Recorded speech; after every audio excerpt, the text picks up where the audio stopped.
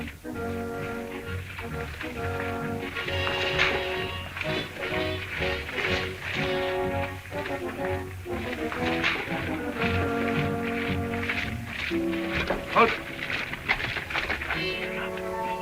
What? Are you sure? Oh, no. We'll see if it's true first. Out torches. Forward.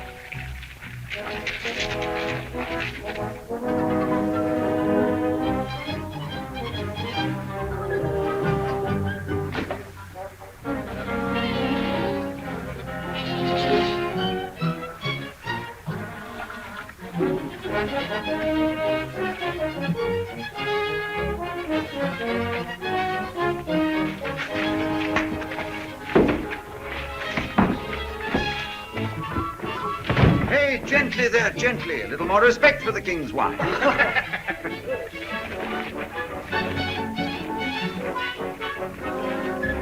And we'll drink it to your health, old fancy face. And to the downfall of His Majesty King Lloyd XI. Well, I'm glad you reminded me. Oh, no. Why give yourself the trouble, Rene? Why? To help him forget what we look like.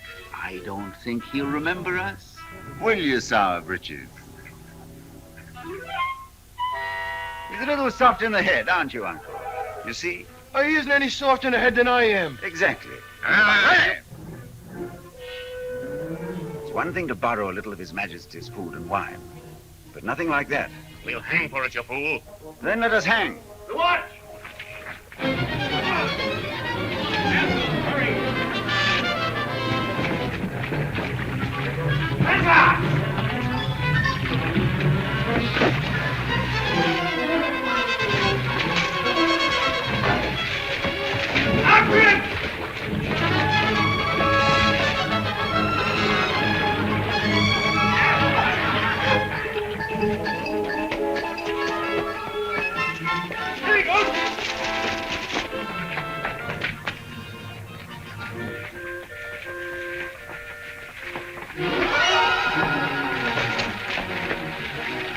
Must be somewhere. Come to yourself that way. The rest follow me. Jump the fire! Get up and come to tree!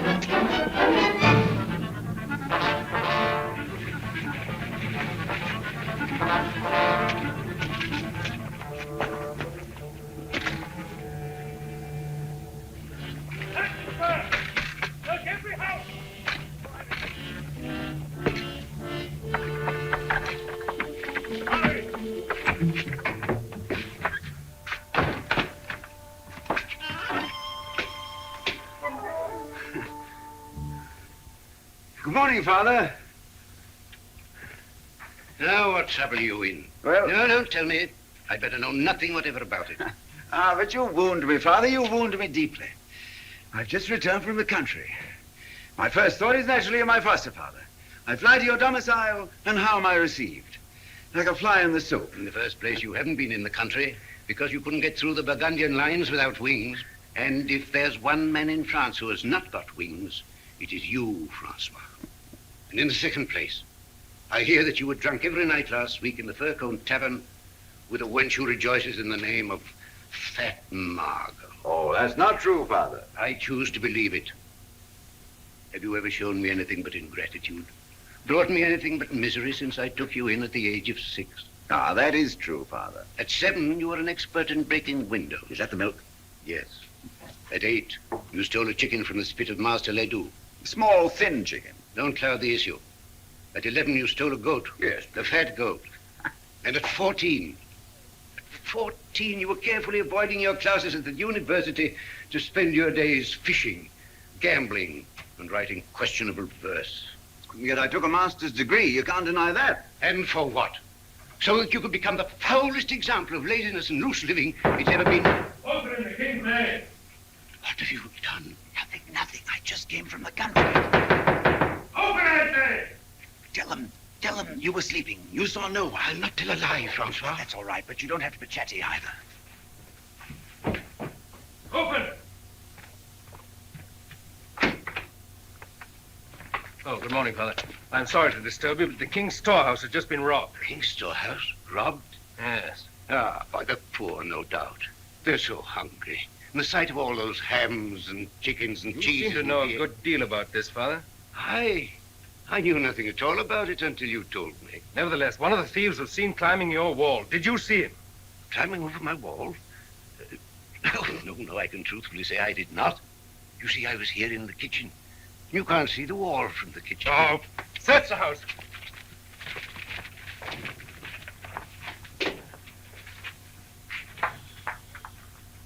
Is this your breakfast? It was my breakfast. Upstairs, quick! Hurry!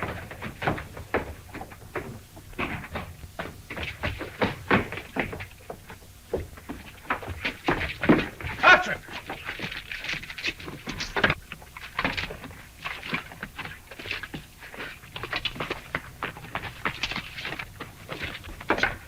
I'll see you again, Father.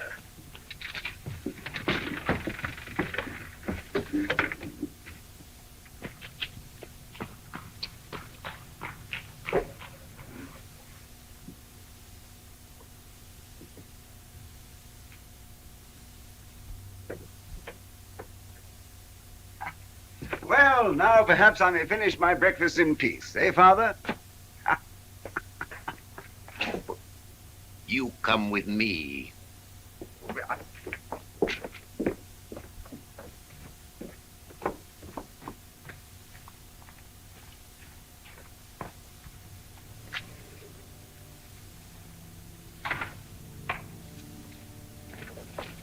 But, Father...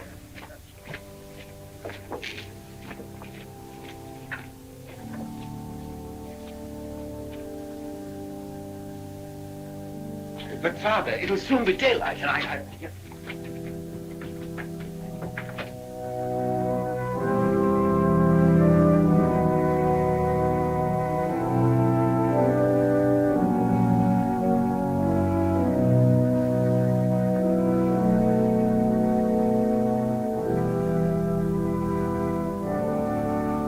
Now, pray, Justina, pray.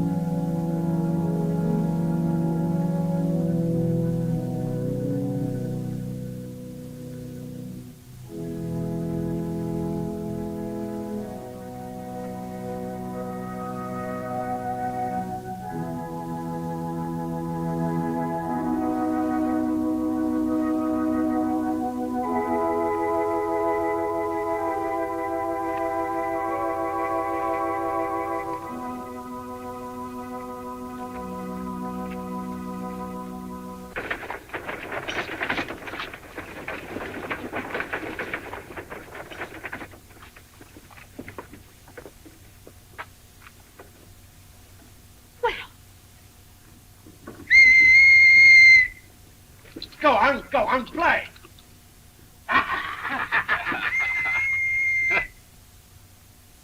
Wait here, my lady. I'll dig them out in a way they'll remember.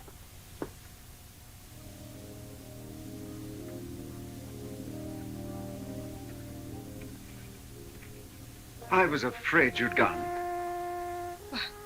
I've never seen you before in my life. Ah, but you've forgotten my dreams. I've dreamt of you always. Each night we've roamed the starry way together. Each morning I've waked with despair in my heart to realize no mortal could be so fair. Yet here you are, the loveliest lady this side of heaven. I find to my shame my dreams have done you less than justice. Oh, my lady, I eat and drink thinking only of you. Wherever I look, I see you only. Of course, if I had better manners, I'd keep this to myself, but you see, I have no manners. I do indeed. Ah, but we are as we are. For what purpose, no one knows. Perhaps I was born to inhale the perfume of your hair and to exhale the music of the ages. May I read you a poem? No? Oh, thank you, my lady.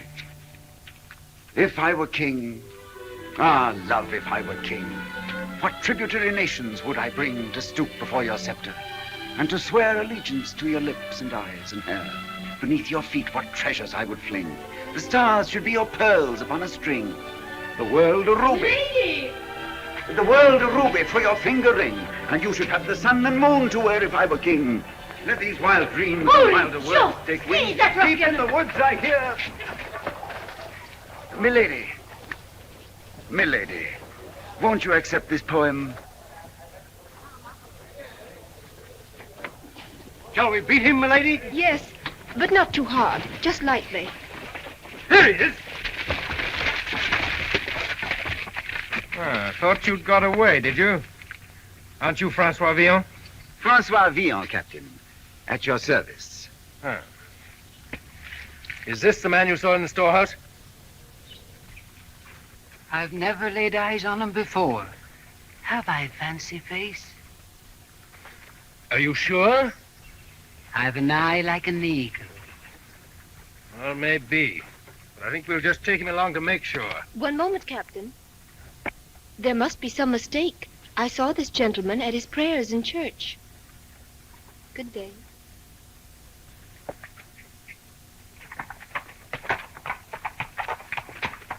Well, let the gentleman go.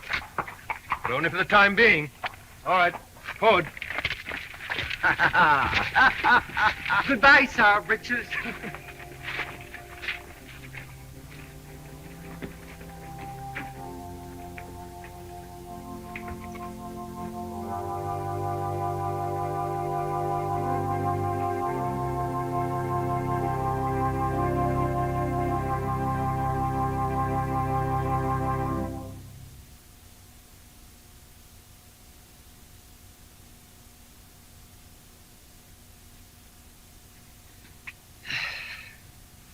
Now, Francois, admit you feel better for it, don't you?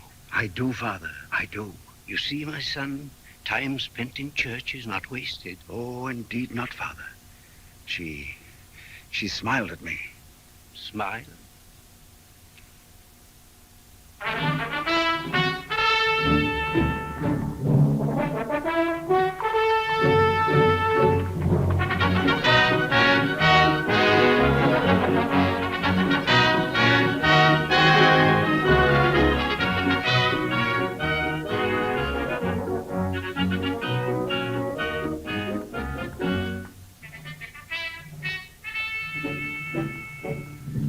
Katherine.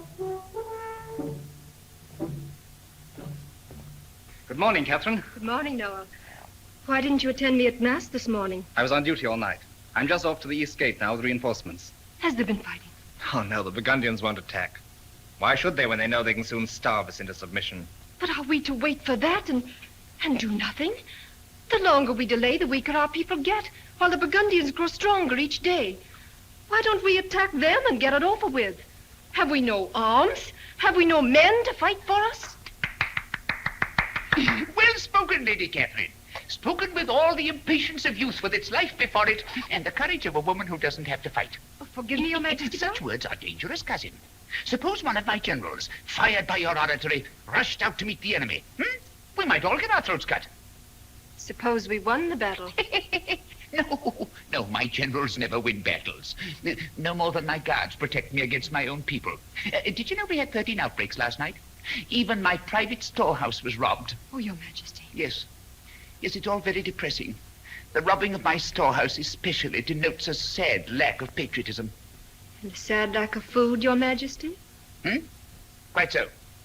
Yes. And now, my dear, I think you'd better run along to the Queen and help her with her embroidery or whatever it is she does with her spare time. And if you are bound for the East Gate, Master Noel, I suggest you get there before night overtakes you.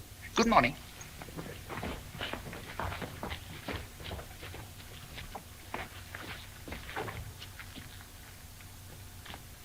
Yosini, what brings you here? I've just come from a meeting with a delegation of the citizens of Paris. Well, what do they want now? They realize the futility of further resistance to the Burgundians and have appealed to me as Grand Constable of France to intercede with your majesty. Perhaps they would like me to abdicate and surrender the city? They feel by making terms with the enemy, we would save further risk to life and property. Yes, the good citizens of Paris are much concerned with their lives and their property. They say such an act on your majesty's part would assure your being sainted in history. Oh, yes, but my ambitions are a little more modest. Tell the good committee we already have one St. Louis. Two might cause confusion. Good morning, my dear Dorsini. Good morning, sire.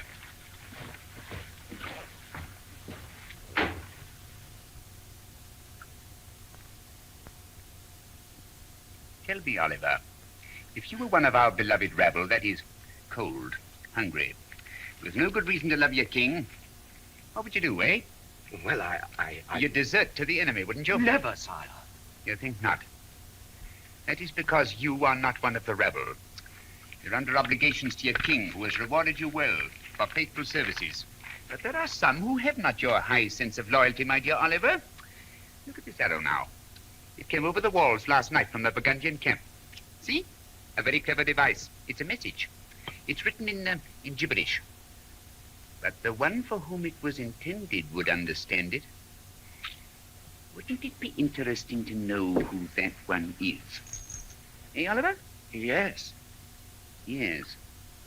It must be someone important. The Burgundians wouldn't go to all this trouble to send a billet doux to a serving wench. And it must be someone with power. Someone very close to me. Am I making you nervous, Oliver? No, sire. I know that your majesty trusts me. Yes. Yes, Oliver. I trust you across the room. And that's farther than I trust anyone else. Well? Your majesty, the prisoner is most obstinate. Huh. Has he been fully persuaded? Oh, yes, your majesty. But he still refuses to confess. Foolish fellow. Perhaps a little of my persuasive powers may cause him to change his mind. Give me that arrow. Come along, both of you.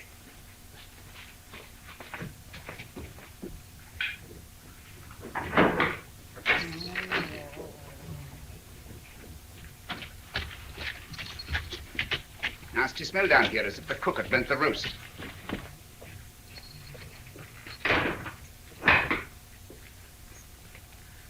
Come now. Tell me, my man, for whom was this intended? Come. Why bring all this suffering on yourself? Better use your tongue while you have it. He still has his tongue, hasn't he, Tristan? Yes, your majesty. Now, do be sensible. After being watched for days, you were seen picking this up. You plucked it from the ground and hurried away with it. You were followed first by one, then a second, then a third. You took to your heels, but they brought you down. Now, you'd better speak while you can speak. Where were you taking it to? Where, I say, where? Where? Landlord, Wilcoxon Tavern. Mercy.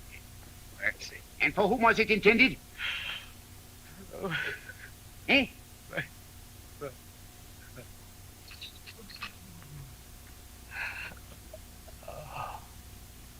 Well. Very interesting, if true. Where is this Furcone Tavern? The Furcone Tavern, sire? Why, it's in the Court of Miracles. A hell spot, frequented by wantons, cutthroats, beggars, thieves, the scum of Paris. Very interesting. Give him some water. Only a little. Come along.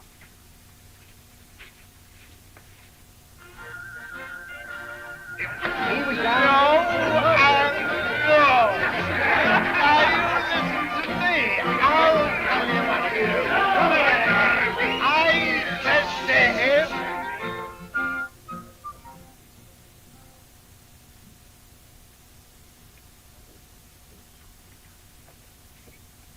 Sorry, masters. I've more here now than I can serve. Try some other tavern. Oh, yes, of course. Right this way, gentlemen, if you please. Come on, show me that again.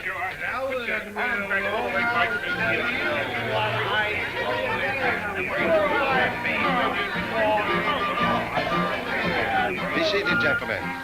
Now, what is your pleasure, my masters? A demi-flagon of Burgundy. Let me have it. Out of sight, you numbskull. You want to have us all hanged? Give in the note and break that shaft into kindling. Give me flagon of Burgundy. At once, my masters. At once.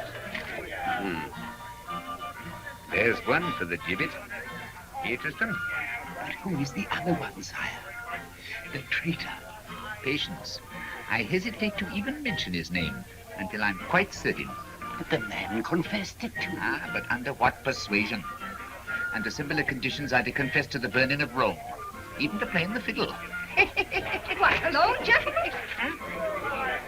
Get off my lap. Not till you buy me a drink, Birdykins. Will you kindly remove yourself? No, Pussykins. Why don't you ignore her? The wine, gentlemen. Oh, yes, and bring 2 big spice steaks. Here. And some bread and cheese. Your change, master. Lady, please. Why, we can stay drunk for a month on this. No, you must give that... Oh, no, you don't. My generous love.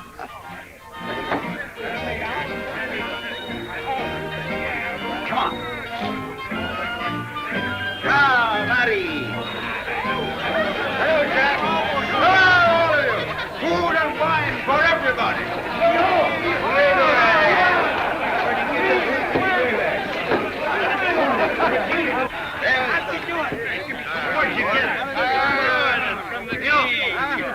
Take this food and wine out of here. Do you want to ruin my trade? Why, not at all, my good Turgis. You supply the tankard.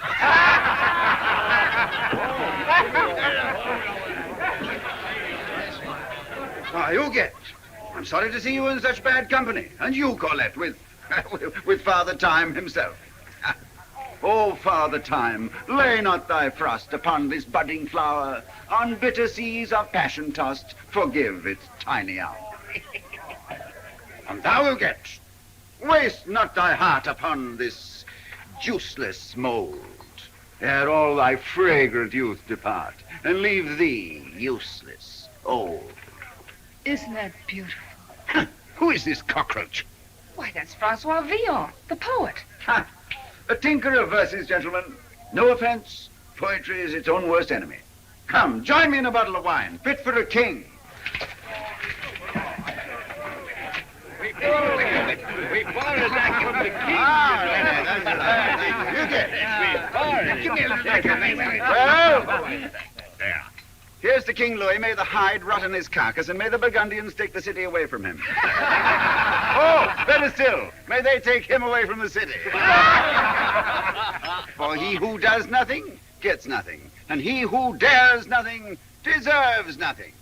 To king nothing. You drink more than is good for you, my friend. What can a man do but drink when France is going to the devil and a nincompoop sits on the throne? I suppose you could do better if you were king? I don't wish to appear boastful, Brother Longnose, but I should think a child of 2 could do better. Really? Really? Had I been born in a brocaded bed, I might have led armies and served France. As it is, you see me here consorting with cutthroats and wantons, and wasting my time on a dull old buzzard like you. Well, if it's so easy to be king, how would you begin? First, I'd eat. Oh, not common food like this, of course. Something more suited to my station. Having fortified myself on hummingbirds and goldfish, my next step would be to clean house. The vermin who infest the palace I'd hang in clusters. But you would make exceptions, surely. That kindly old hermit, isn't his name Tristan? What, that old murderer? I'd hang him first and suspend the others from his toes. Well, now, leaving Tristan swinging in the breeze, What would you do next? Oh, try to know my subjects. I try and earn their devotion and loyalty instead of their loathing. By abolishing taxes, I suppose. No, by abolishing despair and substituting hope. By knowing the longings in their hearts, as a man of the people would. Seeing them as they are and admitting that their vices are as deep-rooted as their virtues, I treat them as my children instead of as my enemies. So, by knowing the worst in them, I bring out the best in them. You should have been an orator, my friend. I am an orator. Thank you, my subjects. And now where's that pause?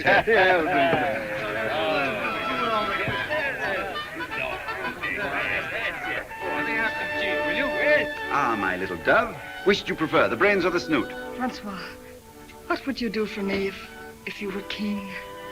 For you, beneath your feet, what treasures I would fling. The stars should be your pearls upon a string. The world... The world a ruby for your finger ring. And you should have the sun and moon to wear, if I were king. Would you do that? I said, why did you write that anyway? I never heard it. Oh, I don't remember. You lie like 7 hounds of hell, you snake. You wrote it for some other wench. I swear on my hereditary honor. You haven't any hereditary honor. Oh, may the Stygian flames burn my tongue to a crisp and scatter the ashes in the sticks. You don't have to get poetic. You're a dirty liar, and I can tell it by the look in your eye. You're a two-faced, double-dyed, deceiving buse, and I only wish I could think of something to... Here, clown, for your rhymes. Thank you, my lady. That's more than I usually get. I suppose you're going to keep it, you dog. Francois, you must leave. Hurry, they came back. Who? The watch? Yes, the guard at the storehouse betrayed you. They tortured him. I told you you'd hang us all. The minute they left, I headed along here on the chance of finding you and warning you. And they followed you.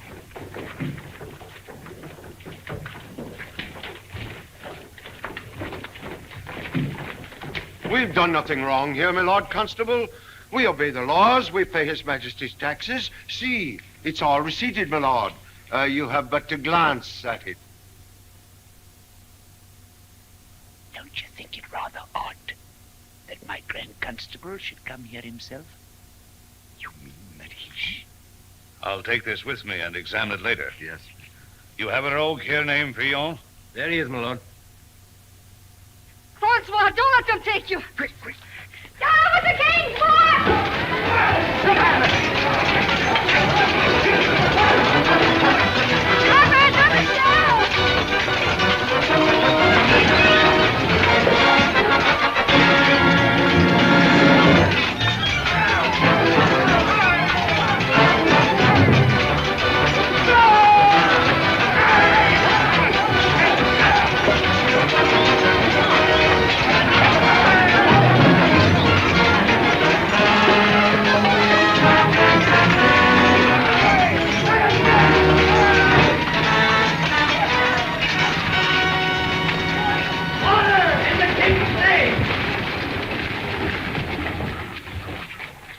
Drop your arms, all of you.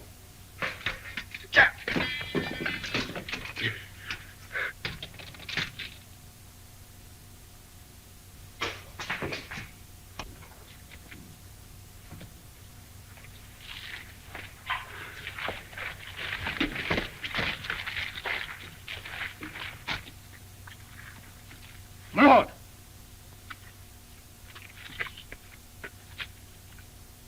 Pretty night's work, Master Villon. DeVaucelles, Lafarge. So it was you, my dear Disagreement. Take him out and hang him. No! One moment, young man. Who are you to interfere with the king's justice? I am the king's justice. Your Majesty. Long live the king! Greetings to you, my loyal subjects. and especially to you, master philosopher. Kneel, Francois. The king. I'm afraid it's a little late for etiquette. Quite so. Captain, arrest the leaders and take them to the palace dungeon. Your Majesty.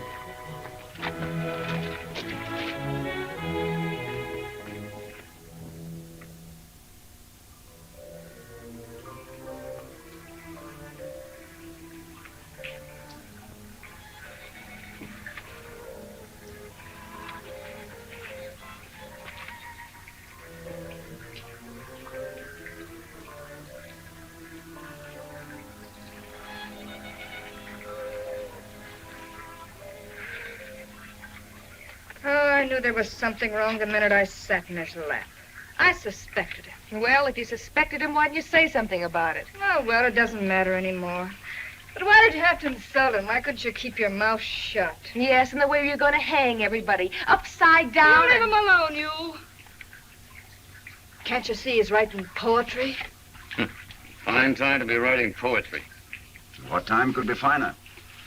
If a man isn't inspired by his own death, he's beyond inspiration. Now, here is our epitaph. Epitaph? What's that? Oh, usually something good about somebody bad. After they're dead. Oh.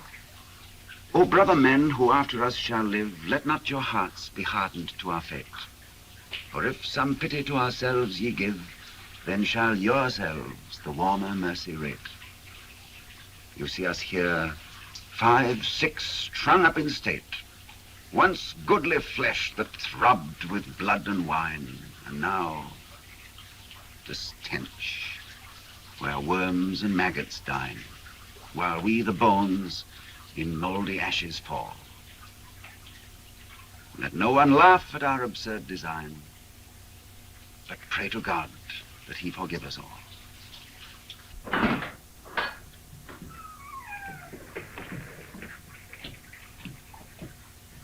François Villon.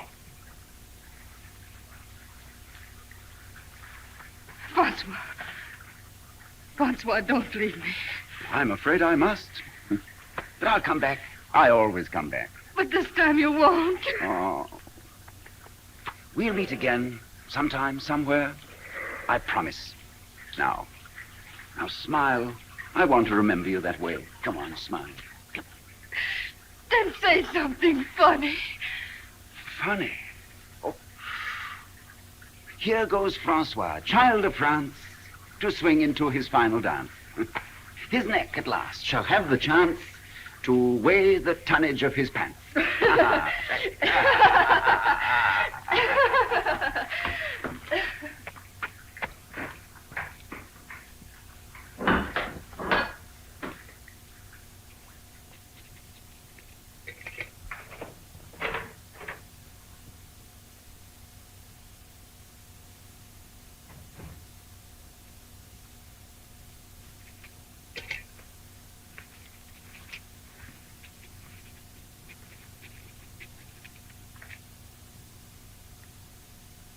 Good morning. You may leave us. I suppose you're wondering what I'm going to do with you. Your Majesty is not the imaginative type. I can almost guess. Don't you think that's rather a dangerous tone to use under the circumstances? What danger is there? Beyond hanging. What indeed? Compared with some of the choicer forms of amusement, hanging becomes a pleasure. I could have you boiled in oil, or sliced, or drawn and quartered, and there are other tortures that for the moment escape me. Yeah, I beg your Majesty's pardon. You should. Especially as I am not going to hang you yet. Your Majesty. No. Don't get emotional. I am nothing if not a just man. Last night you did me a slight favor by ridding me of my chief traitor. Oh, quite unintentionally, my friend. Nevertheless, you shall have your reward. Your Majesty will never know my gratitude. No, I probably won't. On the other hand, you did insult me publicly. You did make revolutionary speeches, naming yourself as my successor. And you did rob my private storehouse and eat the loot right under my nose. I didn't know it was your Majesty's nose. But you knew it was my storehouse. And you did top off the evening by assassinating my Grand Constable in cold blood. Yes. Yes, this places us on the horns of a dilemma. Your Majesty admitted he was a traitor. Even so, he was still my Grand Constable, so don't split hairs. But he started the fight. And you finished it. leaving me to punish you and reward you for the same deed. Something which would have puzzled King Solomon himself. Of course, you might hang me at one end and pin a medal on the other. Hmm? A greater king would hang you out of hand. A lesser king would forgive you. I probably fall somewhere between the two. And this is my decision. Since you have deprived me of the services of my Grand Constable, don't interrupt me. And since you think it is so easy to rule these carrion who call themselves my subjects, I hereby appoint you Grand Constable of France and Brittany. Grand Constable? Defender of my crown, commander-in-chief of my armies, and dispenser of justice, high, middle, and low. Is this a jest? Not at all. Heretofore, I have selected my Grand Constables from the noble families of France, and they've all proved themselves either traitors or cowards. This time, I'm appointing one from the people. Oh, it's true you come from the gutter, my friend, but you have a certain native sense of loyalty, courage, and common knowledge. At least it'll prove an interesting experiment. Oh, yes, and of course you'll need a title to go with it. Get on your knees. Well, yes. I suppose this'll have to do. Get down, go on. François, I dub thee Count de Montcorbier, hereditary knight of the Golden Buckle. Yes, and now I think you need a bath.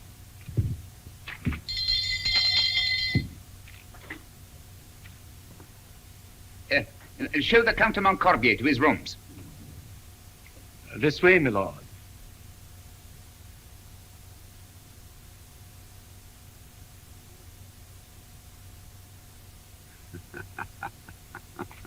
Your Majesty. My Lord Grand Constable.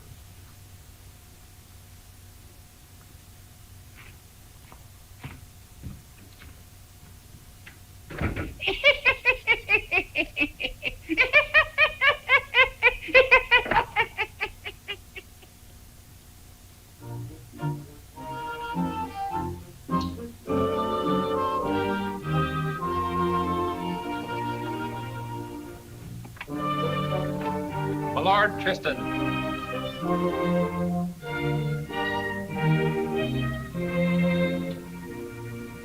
Your Majesty. My Lord Tristan, what is all this I hear? Tristan murdered?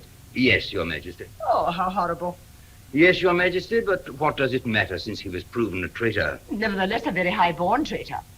I cannot understand His Majesty taking such terrible risks to bring about his downfall, when you could so easily have disposed of him with a cup of poison wine. I quite agree, Your Majesty. And the scoundrel that murdered him, who was he? A cutthroat of the first water, Your Majesty. A flea-bitten poet named François Villon. François Villon? What is it, my child? He's the one I told you about, Your Majesty. The one who accosted me at the church. Oh, the scoundrel. Hanging's too good for him. I shall inform I beg of Your Majesty not to. The poor fellow's in enough trouble as it is. If Your Majesty will permit. The purpose of my visit is to inform you that His Majesty requests the immediate attendance of the court in the throne room to meet with the new Grand Constable. New Grand Constable? Who is he? The Count de Montcorbier, Your Majesty. If I may say so, Your Excellency is greatly improved. Thank you, Oliver. I'm glad you think so. I feel as slippery as a worm. And your quarters, Your Excellency. I trust Your Excellency approves of them? My Excellency approves. Very nice, very nice. I suppose I have larger rooms for more formal occasions. Why, of course, Your Excellency. You have your state chambers, your private trial room, your personal torture chamber, and your... That's enough. Now, what do I do? Do, Your Excellency? You govern. You govern France. Oh, yes, of course, I govern.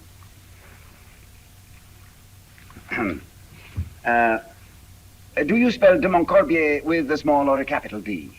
Small. Small. My lord. Now, we'd better start at the beginning. We are still besieged by the Burgundians, I believe. At last reports we were, Your Excellency. Well, that takes care of that. Now, the food situation. Oh, we have enough for 6 months. Well, that seems to take care... Who has enough for 6 months? Why, the palace and the army, my lord. And what about the people? The people?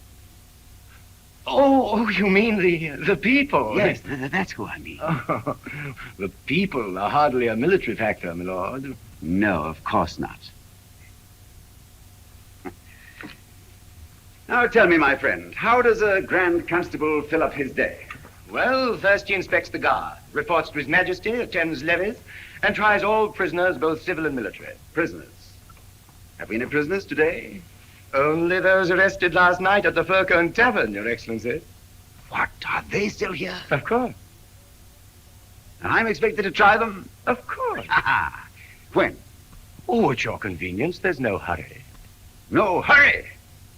If you'd been shut up in a slimy dungeon, fearful, hopeless, thinking each moment were your last, you'd know whether there was any hurry or not.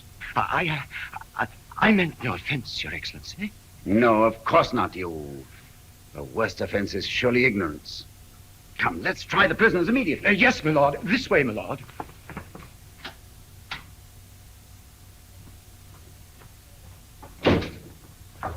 This way. My lord, His Majesty's compliments. And will you attend him in the throne room to meet the court? My compliments to His Majesty. But I have some prisoners to try immediately. But, my lord, I hardly think His Majesty will enjoy being kept waiting. Neither would the prisoners. Come on, Oliver. But, my lord...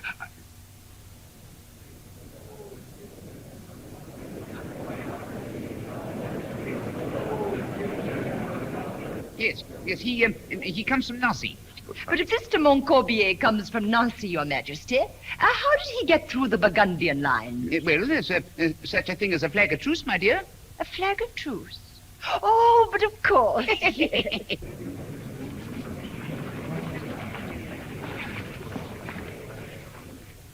Well?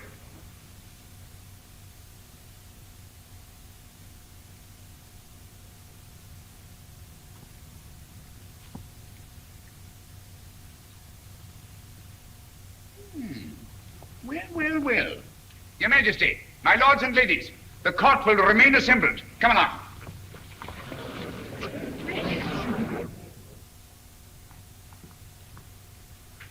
Lord.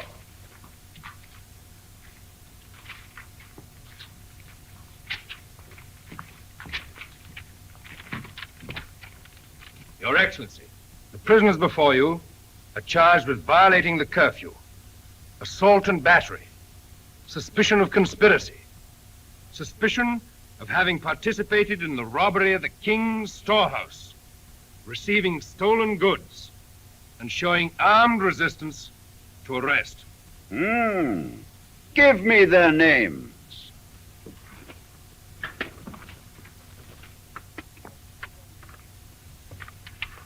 Robin Turgis. Yes, Your Majesty. I didn't have anything to do with it, Your Dignity. All I did was receive a paper from one man and give it to another man. And I had the slightest idea it had anything to do with the enemy, so help me. And yet you received 100 gold pieces for each transaction, I believe? That's a lie, Your Dignity. All I got was 10. If anybody got 100 pieces, it wasn't me. All I got was 10. I only did it 5 times. I got 50 pieces here to prove it, because I wouldn't touch the filthy money. Robin Turgis, you're a thief, a receiver of stolen goods, a conspirator, and worst of all, you water your wine. But, my lord... Silence!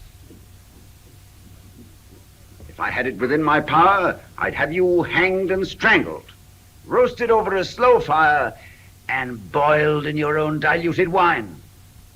However, His Sovereign Majesty, Louis XI, Defender of the Faith and Champion of the People, has decided on a new policy of extreme mercy. So, I am reluctantly constrained to fine you, 50 gold pieces, which you will pay to the captain of the watch. Does that mean that I am free? It means you are entirely free. Now get out! Free? Oh! Long live the king! Long live the king! Long live the king! Long live the king! Long live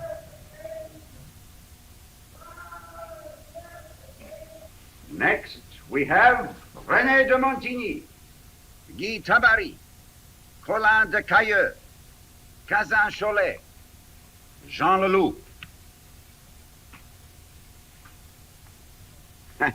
As fine a bunch of rascals as I've ever seen. Are you guilty or not guilty? There must be some mistake, my lord. Not guilty, Your Honor. I was home in bed. I'm only a poor locksmith, Your And Honor. I studied for the cloth, Your Silence! Rene de Montigny, you were seen leaving the king's storehouse in company with the gentleman on your left and that arch rogue, François Villon. That's a lie, Your Honor. Villon was with me all the time the storehouse was being robbed. Oh, and how did you know the storehouse was being robbed? You just said so. Didn't he say so? Oh, I don't know anything about it. I was home in bed. Ladies, ladies, you must not disrupt the dignity of this court. Silence! Now, Rene de Montigny, did you rob the king's storehouse or didn't you? Storehouse? Why, I didn't even know he had a storehouse. Neither did I. I'm just a poor but honest locksmith. And I was home in bed. So was I. We were all in bed. It is becoming more and more evident that a grave injustice has been committed. Since you were all home in bed, you can't possibly have robbed His Majesty's storehouse. Probably this Villon did it all by himself. That's a lie. He was with me, I tell you. I won't ask you where.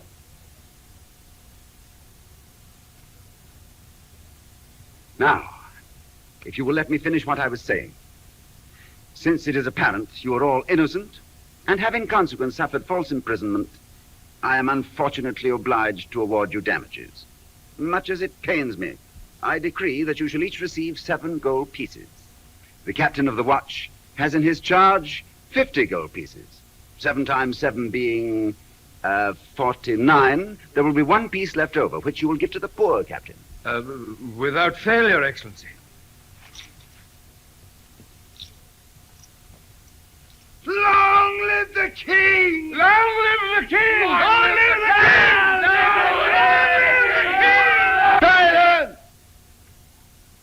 I echo your sentiments regarding the life of the king, but do not be deceived. His Majesty is not hoodwinked. If he forgives you in this instance, it is because he knows also that you were hungry, and he hopes that his kindness toward you will breed a little decency in your own hearts, which I doubt. Now, get out!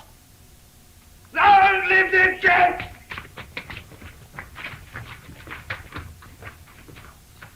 Could I ask a question, my lord? No, you may not. Just one moment, Captain. You may go. Lord.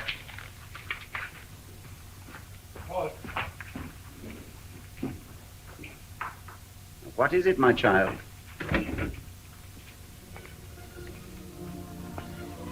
Could you tell me if Villon is safe? At the present time, yes. Thank heaven and God bless His Majesty. Amen to that. Why are you so interested in this rascal? Because I love him. Oh, he's a dog if there ever was one, but I love him. He doesn't deserve it. Oh, I know that. Your name is Huguette, isn't it? Yes, Your Honor. Villon spoke to me about you. He said you might ask about him, and if you did, to tell you he doesn't deserve your affection. And to give you this ring.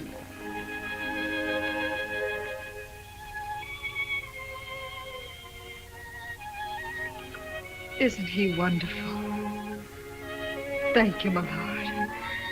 I wonder who he stole it from. Will they free him, too? Oh, probably.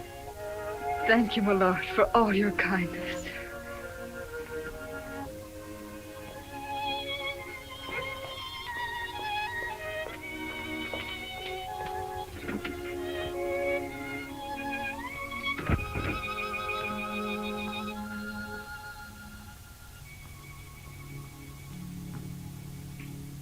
Good morning, my lord.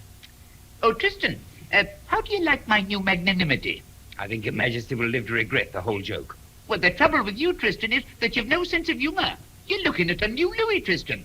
You have just seen my new method of dealing with habitual criminals.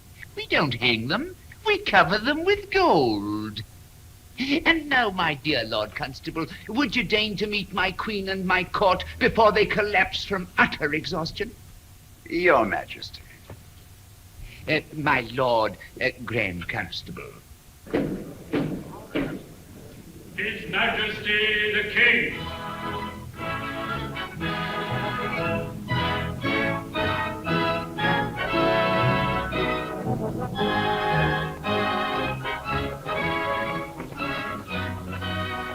My dear, this is the Count de Montcorbier.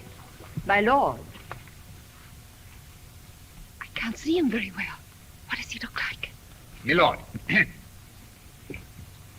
My Lord d'Estuteville, the Provost Marshal of Paris. My lord. The Seigneur de Grigny. My lord. And the Count d'Honfleur. My lord. General Barbizier, General Dudon, General Salière, the Count de Montcorbier.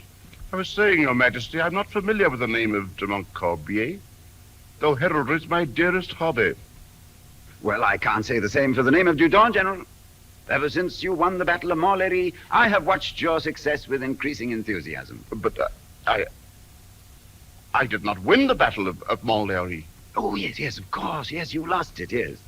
But there was the Siege of Liège. We lost that one too, my dear Count. Oh, did we? I'm so sorry. Come along, come along. We must talk about your battle some other time, General.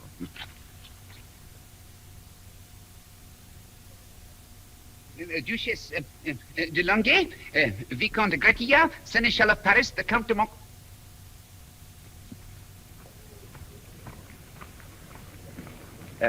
You must think this rude of me, but my name is, de Montcorbier.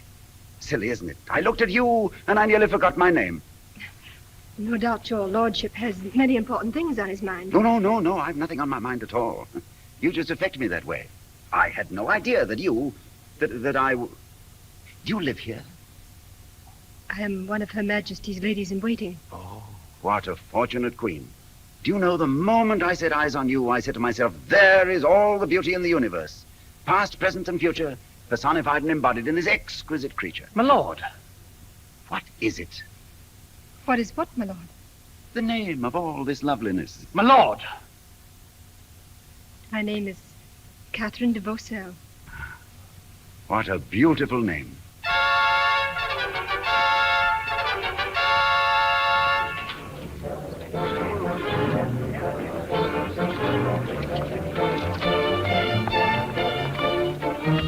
Your Majesty, a herald from the Duke of Burgundy has entered the city under flag of truce. He demands audience. Admit the herald of Burgundy. Your Majesty, if the terms of surrender are at all reasonable, I should be very tempted to accept them. Would you? The army is extremely unsettled, Your Majesty. Desertions every day, Your Majesty. Thank you. I shall remember what you have said.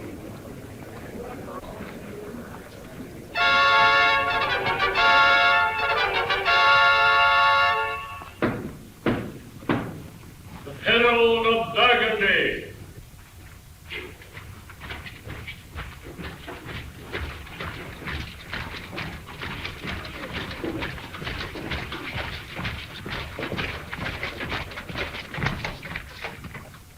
You have something to say, Sir Herald?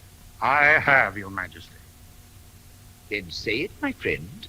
In the name of the Duke of Burgundy and his allies, assembled in overwhelming forces outside the walls of Paris, I hereby summon you, Louis of France, to surrender this city unconditionally and to throw yourself in confidence upon my master's mercy.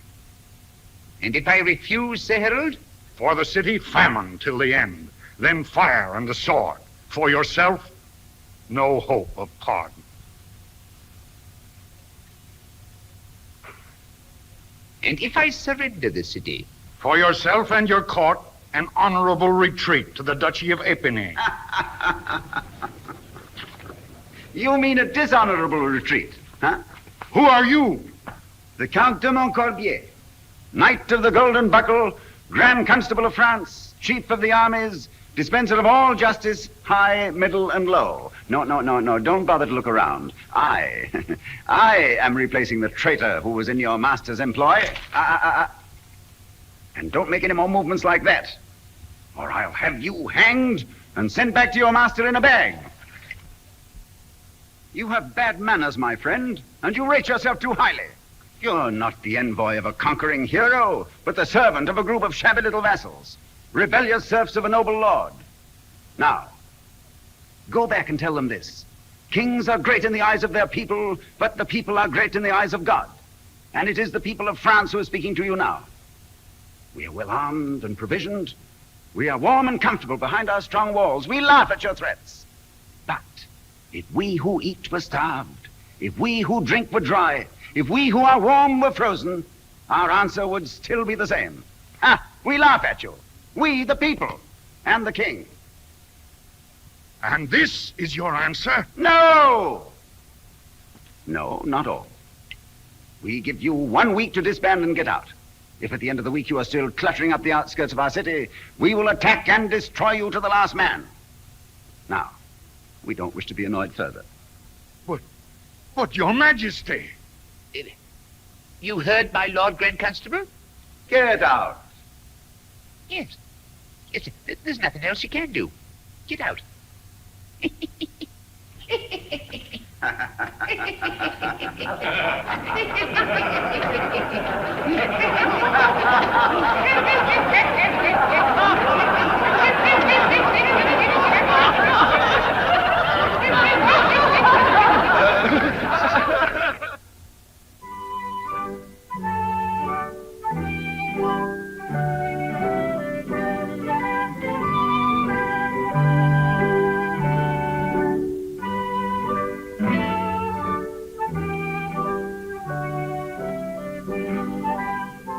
But what do you think, my lord? Will the Burgundians retreat, or will they stay and be slaughtered? I'm afraid they'll stay and be slaughtered. Will you attack at dawn or during the night? Which would you prefer? Well, I should think... Oh, you're making fun of me. Oh, my lady, I'm smiling because my heart is singing, and because I love your faith in the French. We will attack at dawn or dusk or noon or midnight, and we will win. How well you talk. Yes, I only hope I can fight half as well. But you may be killed. Not if I can help it. And yet, what a glorious death. To die for France. Yes, it's better than some I can think of. But death in any form should be avoided, if possible. Will you wear my kerchief into battle? Aren't you afraid it may take my mind off the fighting? My lord. My lord. The generals are assembled in the council chamber. I'll attend at once. Very well, my lord. Generals? Council chamber? I've called a council of war. Council of war? Then we shall know very soon when you will attack. Very soon. Will you bring me word? Of course. But where shall I find you? I'll wait here. Here? It might take long. I wouldn't mind. You might catch cold. Do you think so? If we choose some little corner you can call your own. Out of the draft. Well, you might find me behind the 4th door on the left, on the 3rd floor of the new East Wing. If you can remember it. It's engraved on my brain in letters of fire.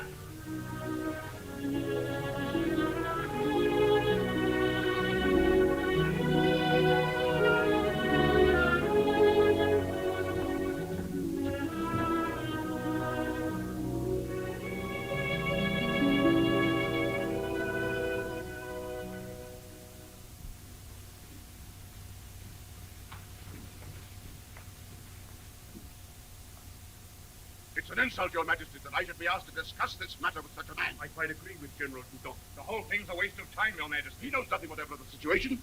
His answer could...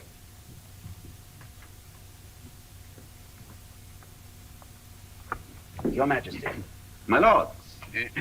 We were just discussing your plans to attack the Burgundians. It's a very interesting opinion, General, but it leaves me in the dark. I think the General meant to convey That it's ridiculous, absurd. You will permit... Even if I commanded my soldiers to attack, They wouldn't fight, you see. The foundation of strategy is to surround. You can't fight from the inside out, like even Caesar. May I suggest, then let us surround them. And how can we surround them? How can an egg surround its shell? That brings up a very interesting... It's preposterous. But why can't we break through their line? Because they won't leave them for us to break through. They'll retreat and pin us against the walls of Paris. It's quite apparent, General. You have an answer for everything. It's quite apparent that you have no knowledge of military maneuvers. You're right, General. I've only studied yours, and I've learned nothing from them. Sir! My only wonder is that you chose the sword when you care so little for fighting. If you'd care for a sample of my fighting... Aren't you afraid, General, I might surround you? Gentlemen, this is not helping us with the Burgundians. My Lord Constable, what are your orders? That we attack within the week. And what do you say to that, General? Even if I commanded such a thing, my soldiers would rebel, because it is ridiculous, asinine, imbecilic, and insane. There is your answer, my Lord Constable. I order you to attack within the week. And I refuse. Your Majesty, have I your permission to rejoin my command? Yes, my General.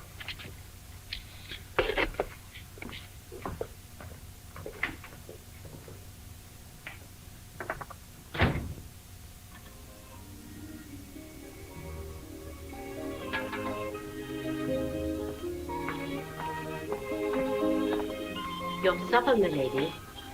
Thank you, Anna. You may go to bed. Will there be anything else, milady? No, thank you, Anna. Good night. Good night, milady.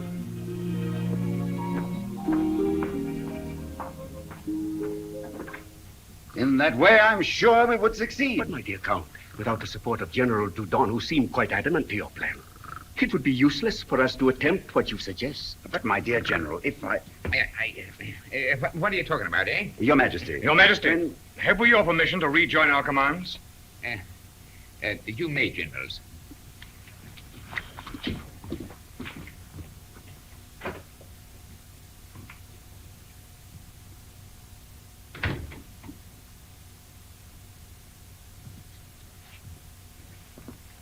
Oh, my lord.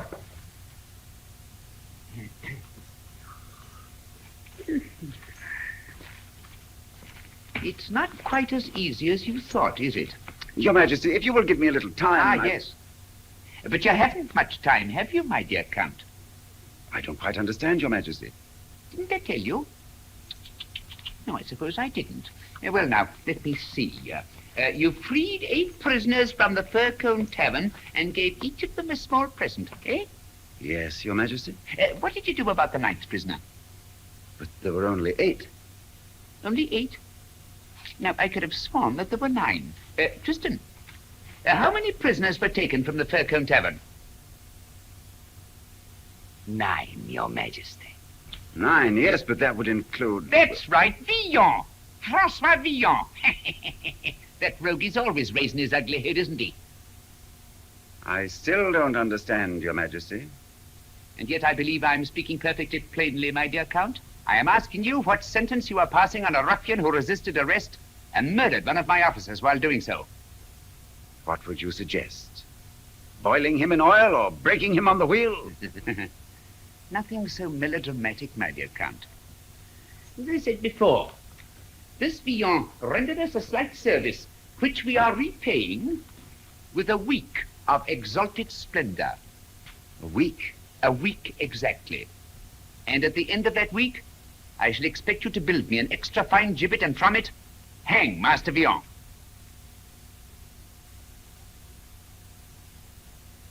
Yes. You know, for a few hours, Your Majesty had me almost disappointed in him. I'm glad that your faith in me was sustained, my dear Villon. Good night. Good night.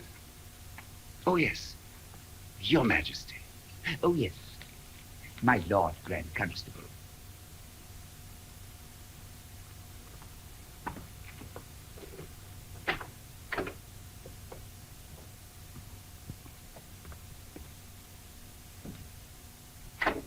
Your Majesty, what if he escapes?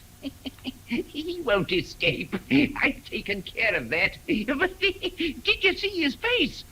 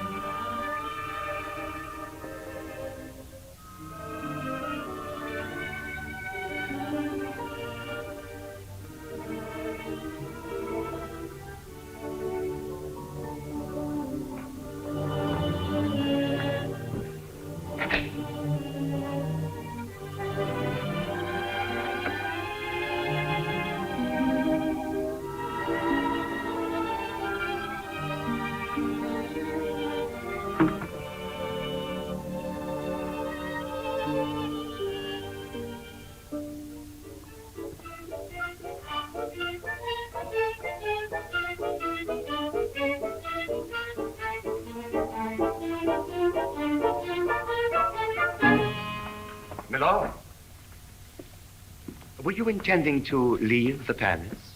I was thinking of taking the air before retiring. Oh, but His Majesty doesn't want anyone to leave the palace at night. Only with an armed escort. Yes, of course. That's a wise precaution. In that case, I'll take the air on the battlements. Good night. Good night.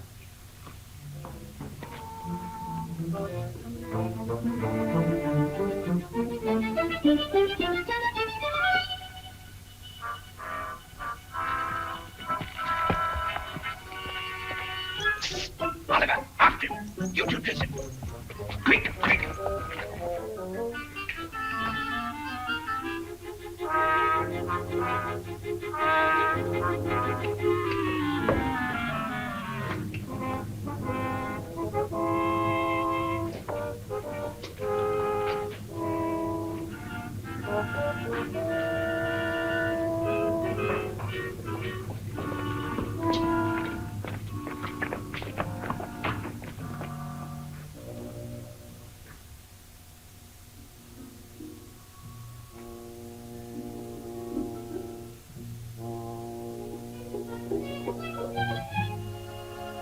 Oh, there you are.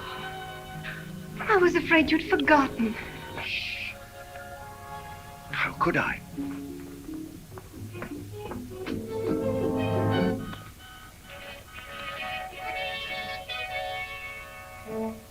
What is it, my lord? I was just making sure the palace was well guarded. It is. Now you must forget your duties. Come.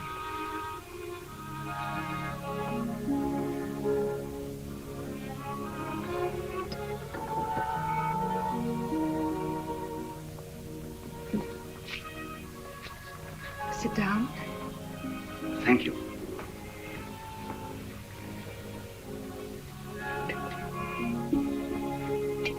I had some food brought. Oh, I'm not hungry, thank you.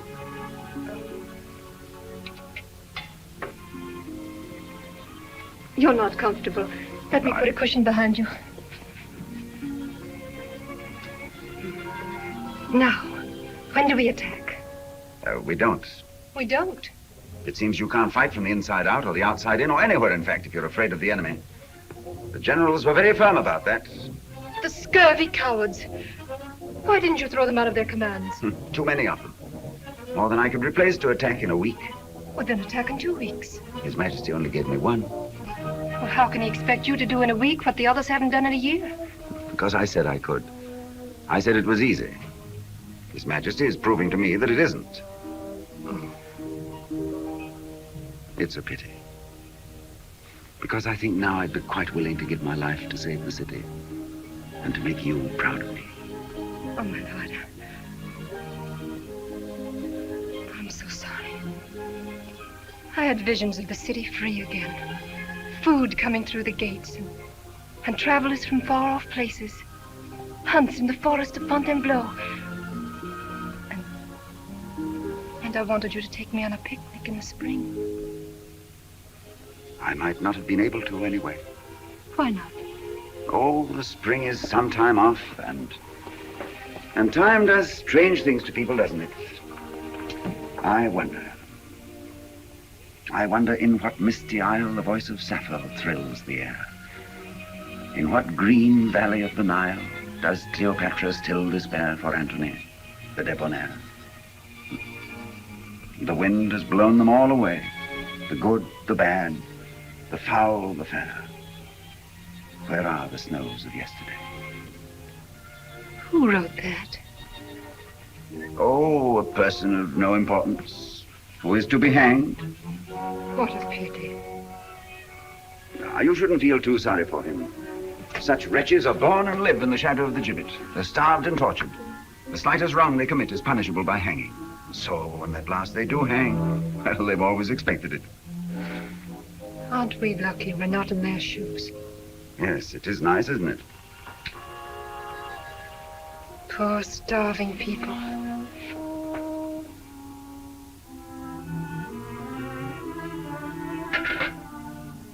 They'd fight soon enough if they didn't have so much food to stuff themselves with. Who? The generals, the army. Big fat pigs. That's it. Of course, that's it. What? Of course they'll fight. When their stomachs are flapping against their backs, they'll fight soon enough.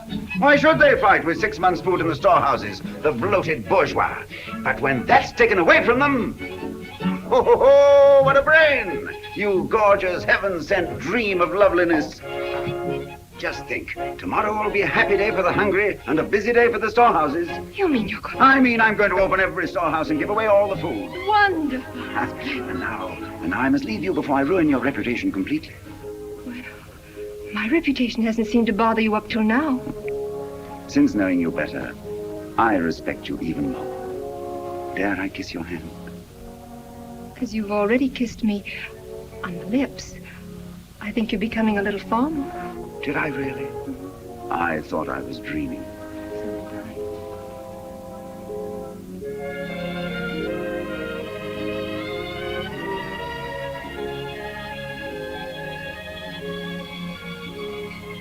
Katherine, I... Yes. Good night.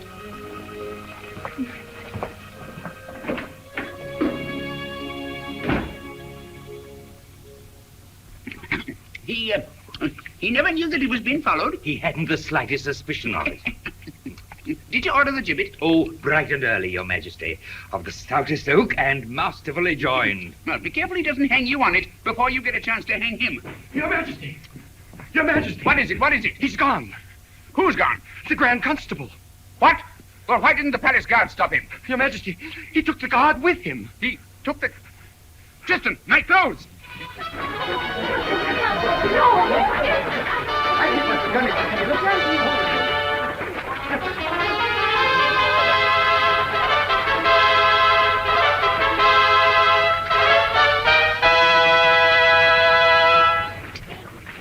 In the king's name, being duly apprised of some shortage of food in certain sections of our city, I hereby command the keepers of my storehouses to relieve the condition by the immediate distribution of whatever stores are necessary for the relief and comfort of my beloved people. Signed, King Louis XI, Defender of the Faith.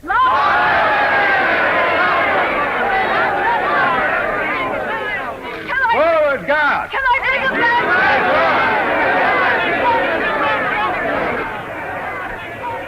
But the Lord Constable! Hi! This is an emergency. People are starving. Do as I tell you, or I'll hang you to one of your own meat hooks before you can say Louis XI.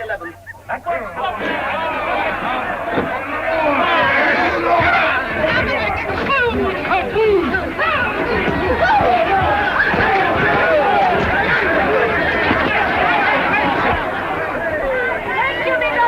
my lord, I'll never be able to get in there. Well, then, follow us.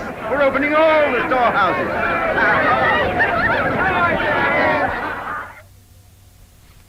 Ah, here's my breakfast at last.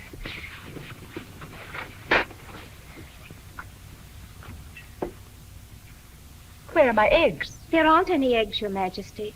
What do you mean? His Majesty has given them all away. What do you mean he's given them all away? To the people, Your Majesty. That's what the steward said when he came back from the storehouse. He tried every one, but it was always the same thing. His Majesty has given everything away. But this is ridiculous. Not His Majesty. I can't believe it. Katherine, go immediately to His Majesty and inform him what has happened. And tell him I must have eggs for my breakfast. And I don't care where he gets them. Yes, Your Majesty. Fish. From the moat, I suppose. I tell you, Your Majesty, there's no hope of victory. You're very comforting, my friends. Well, what is it? What is it? The Lady Katherine, with an important message from Her Majesty.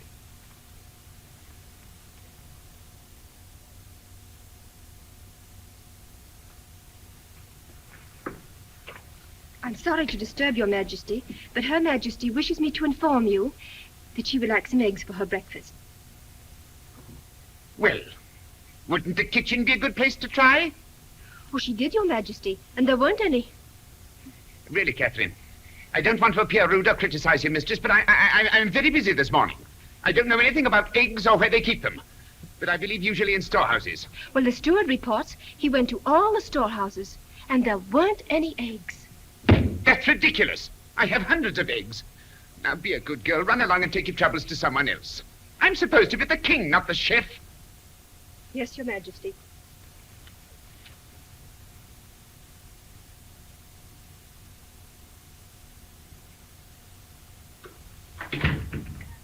Eggs. Eggs!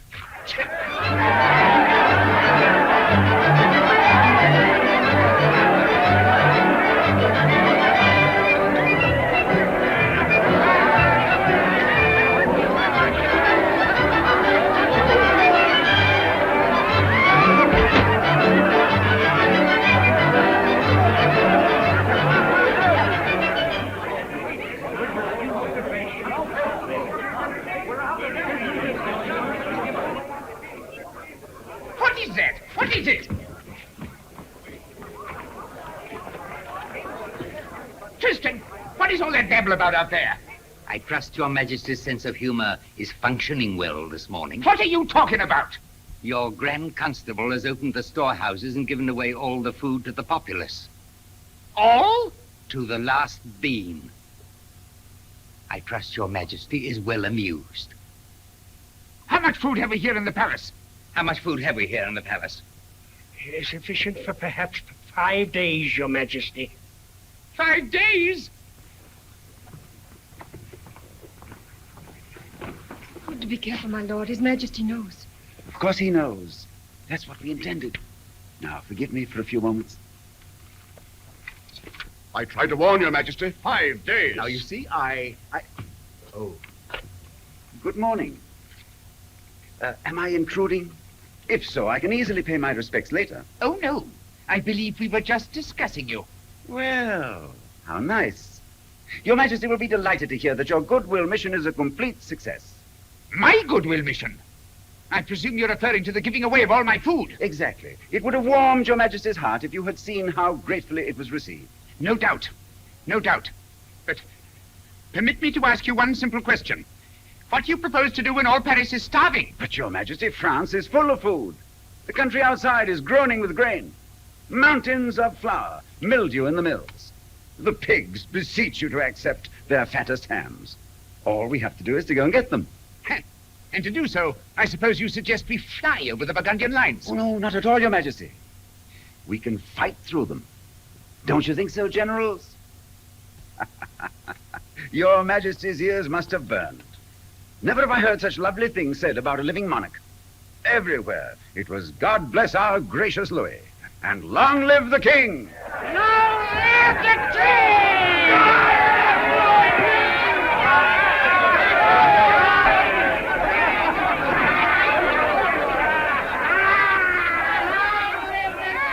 You know, there's something about all this I don't quite understand. What's hard to understand? The people's got no food, so the king gives it to them. I say, long live the king! Yeah. Why does Louis worry about us? He never did it before. There's only one thing to it. They're fattening us for the kill. They're expecting an attack from the Burgundians, and they're trying to buy our help. Well, why shouldn't we help? This is our city and Louis is our king.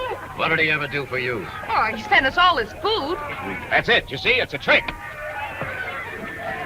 Trying to buy your loyalty through your stomachs.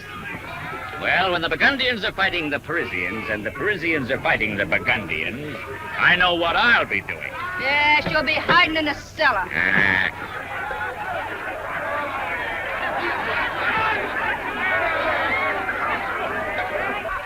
My child, Good evening, Father. weren't you with François Villon when he was arrested? I was, Father. I heard that you and the others had been released. But what about François? He wasn't with us. Then the worst has happened. Oh, no, Father. The Grand Constable himself told me he was all right. I wish I could believe that. Oh, but you can. The new Grand Constable is a very kindly man. He must be. Without him, all these people would still be without food. Yes, and look at them, gorging themselves today and starving again tomorrow.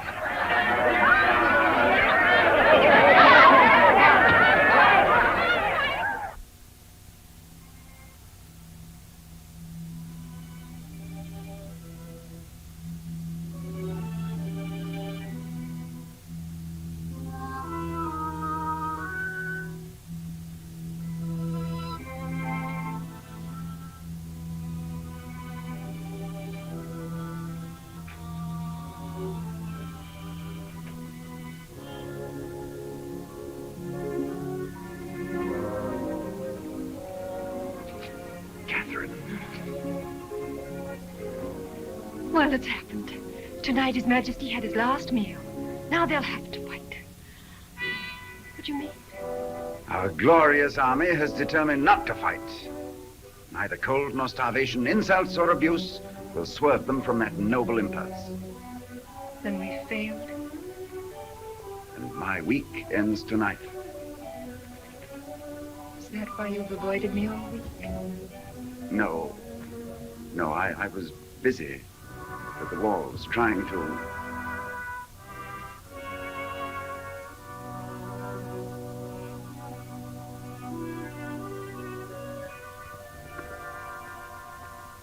Why? Catherine, have you ever asked yourself where the Count de Montcorbier came from? No. Did it ever occur to you that perhaps he came from the Court of Miracles? Oh, my lord, for a minute you had me thinking you were serious. Catherine, I am François Villon. François Villon. Gutter poet. Companion of the finest company of cutthroats, rogues, thieves, and murderers that France can boast of. But why did you do this to me? I never intended to. It started as the jest of a king. And then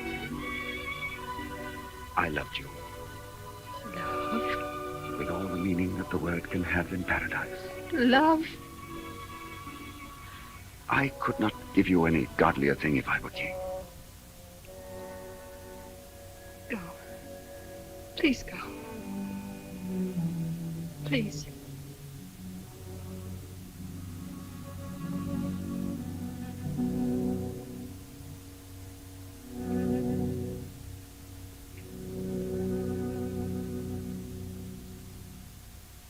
Our commands are completely demoralized, Your Majesty. Not a man will obey his officer. They refuse to man the walls. I'll have them hanged. But who's to hang them, Your Majesty? They will not man the walls until they're fed.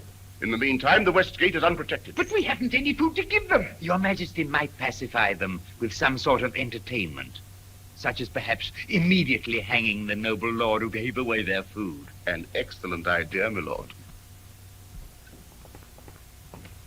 What is it, Father? I must see His Majesty. Or the Grand Constable. I'm sorry, Father, but that's impossible. I tell you I must. I have urgent news. Wait.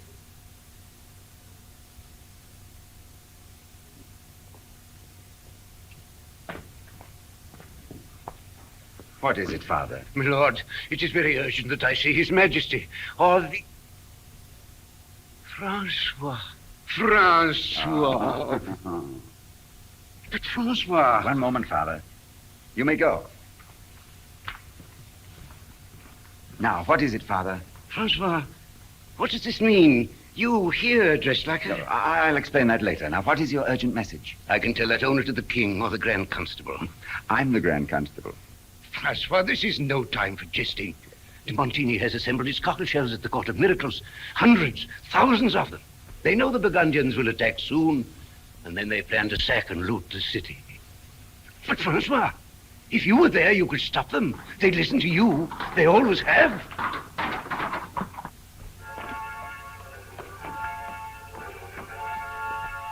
My lord! What is it? The Burgundians have attacked. They've already broken through the West Gate. Then it's too late. Too late. No, Father, it's not too late. You say my friends will listen to me. Then perhaps they'll follow me.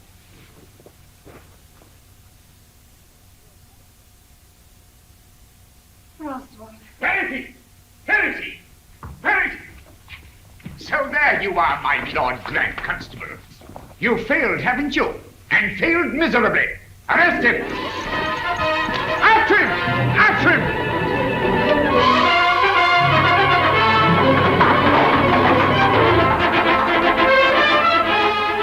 He got away, Your Majesty. Ah, so he got away, did he? Very well then. Issue a command. Anyone seen that man, arrest him. If he resists arrest, cut him down. To your post, generals. Do your best, and God save France. We've been fools long enough. So while they're doing the fighting, we'll sack and loot the city. We'll never get a chance like this again. Yeah!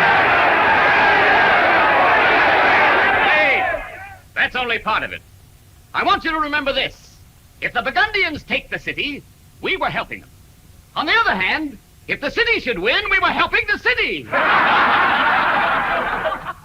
We were on our way to the walls when we thought we saw some Burgundians in a house. We took after them, and during the fighting, the thieving Burgundians took the silver. That's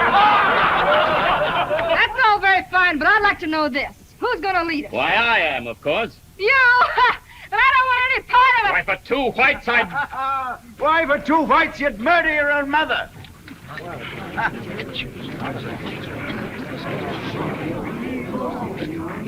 Your oratory is improving, my dear Rene. Don't you think so, Huguette? Villon.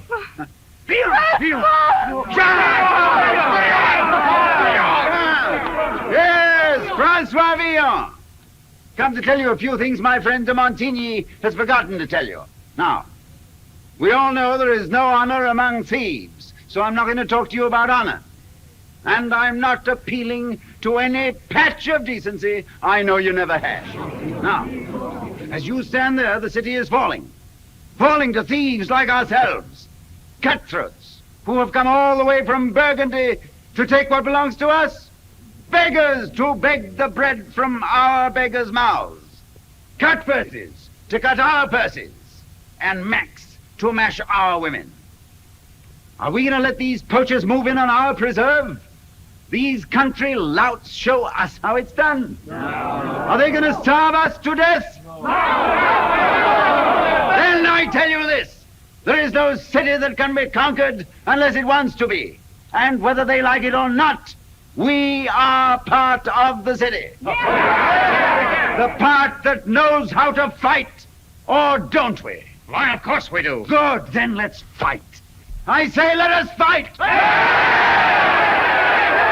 on, to the west gate!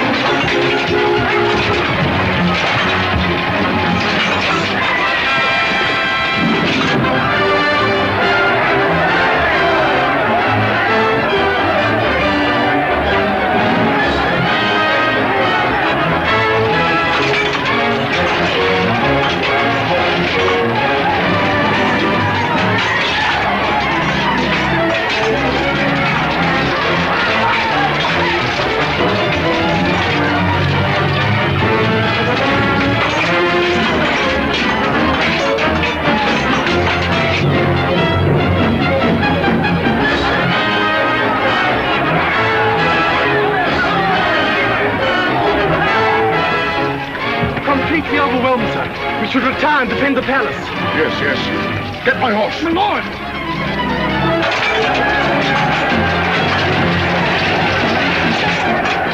It's the Grand Constable himself, leading the people.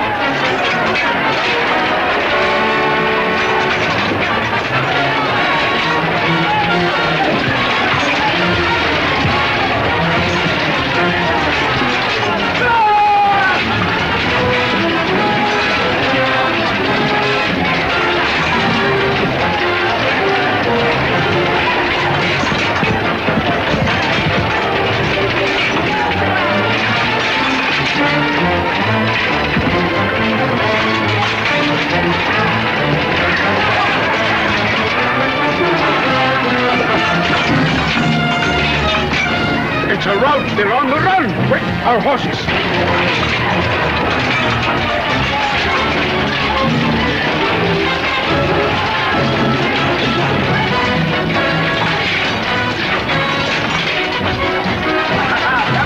We've got them on a run. Come on, after them. Come on.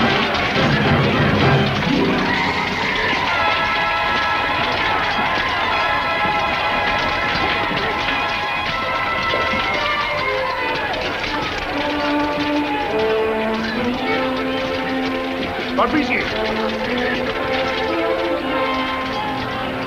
Quick, father. Master Noel. Yes, sir? Take some men and arrest that traitor. Traitor? You heard His Majesty's orders. Carry them out. Come, gentlemen.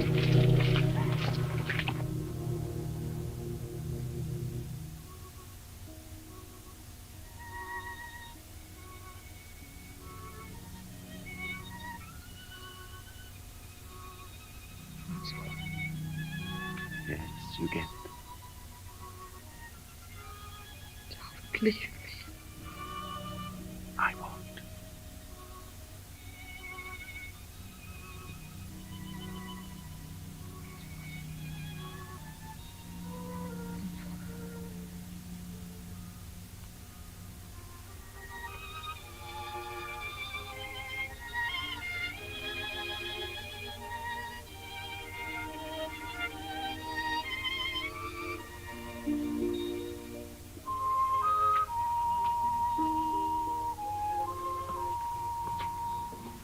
My orders are to arrest you, my lord. Arrest? Why, this man I'm has... sorry, Father. His Majesty's orders.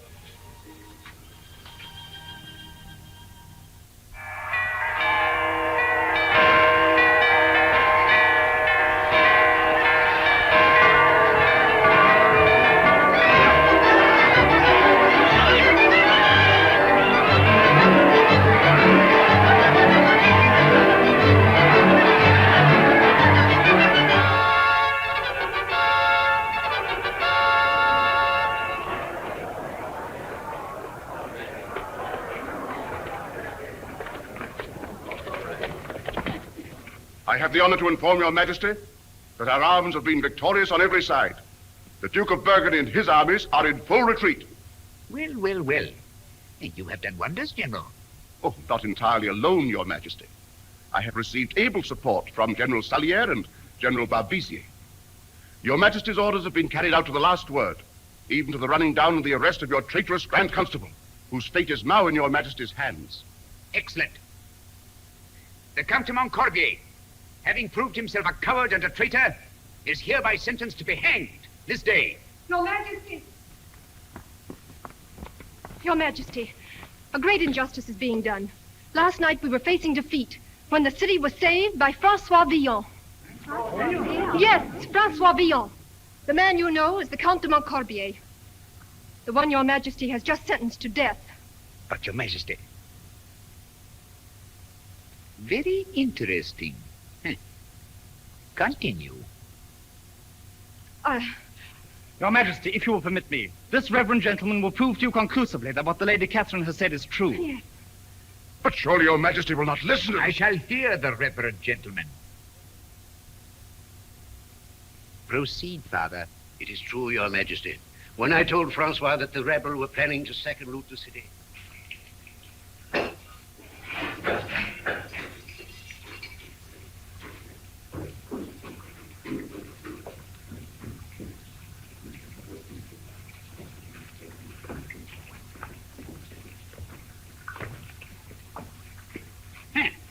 Good morning, Master Cutthroat. Oh, don't tell me I'm to have the honor of your personal escort to the gibbet, Your Majesty. I have been given to understand that you and some other footpads had something to do with the defeating of the Burgundians last night. Is that true or is it not? Answer me, yes or no? Well, suppose I did. Well, only this, my friend. But once more, you've made everything very complicated. You have a devilish talent for seating me on the point of the sword of justice, and it's becoming uncomfortable in the extreme. I'm sorry I have no cushion to offer for your Majesty's comfort. Now, please spare me your witticisms. It's difficult enough trying to be King of France. I found that out, Your Majesty. Huh? You know, that's the first nice thing you've ever said to me. Yes, well now, François Villon, in recognition of your heroic but murderous services to the Crown, I hereby commute your sentence of death to life imprisonment. Life? Don't interrupt me. You shall be imprisoned within the confines of our beautiful France. To wander or dally, as you see fit. The stars shall be your roof, and your bed, the lush meadows of Normandy, or the warm sands of Brittany. Yes, that's almost poetry, isn't it? Poetry. The most beautiful I ever heard, Your Majesty. Yes, but as you are an inveterate mischief maker, rabble-rouser, and sower of dissension, I forbid you to ever show yourself again inside the walls of Paris. You can have the rest of France, But I must have peace. I sympathize, Your Majesty. You're to be turned over to the custody of your foster father, who will see to it that you leave Paris before dawn tomorrow. Now get out. Your Majesty. My lord, oh, get out. Catherine. One more thing. The Lady Katherine. Katherine? It may interest you to know that it was through her intercessions that your neck has been saved. Before you leave the palace, the Lady Katherine would like a word with you.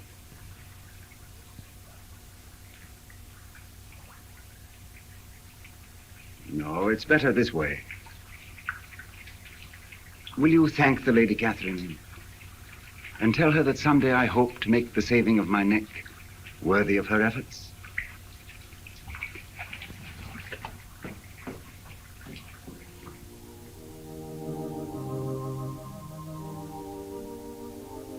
He told me to tell you that this was the end, my lady. If something can have an end that never had a beginning, that he's going on hoping to find a further understanding of the things that have now come to him. Father, when did he leave? About an hour ago, my child. What road did he take? I promised not to tell. Was it the east? No, The south? I promised not to tell. Oh, thank you, Father. Thank you.